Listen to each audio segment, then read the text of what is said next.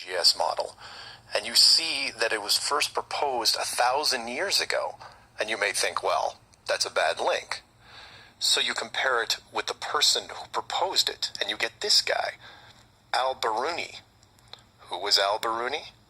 Well, he lived around 1,000 years ago and was considered one of the greatest scholars of his era, schooled in multiple sciences. Have you ever heard of him? I hadn't. Maybe it's multiple bad references in Wiki. Well, no, because NASA knows who he is and named this moon crater after him. So why is the USGS using a version of the world map designed by a 1,000-year-old Persian scientist?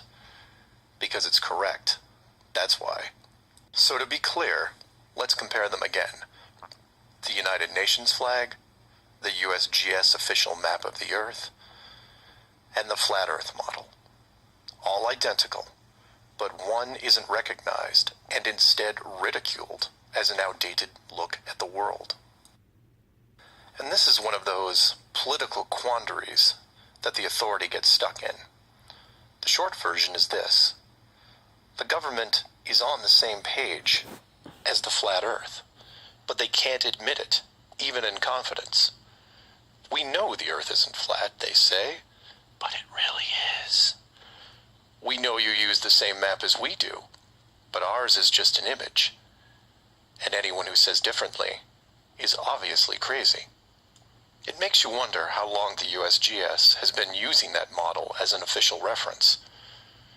The United Nations started using it for their logos in 1945, and then made some final adjustments in 1947. And the UN flag also raises a few questions, like, why isn't Antarctica represented on the map? Is it supposed to be assumed in the outer circle, or perhaps the spiky olive branches on the outside? They don't mention it anywhere online. And this is what I like to focus on. The gaps, the holes in the plot, the unanswered questions. The USGS using the same map as the flat Earth, but not saying why, not recognizing it, or that you can't link the very same image from the Flat Earth Wiki back to the actual AE definition of the projection. The authority figured out in the 1950s all of the borders of our enclosed world, and have done a great job hiding it over the decades.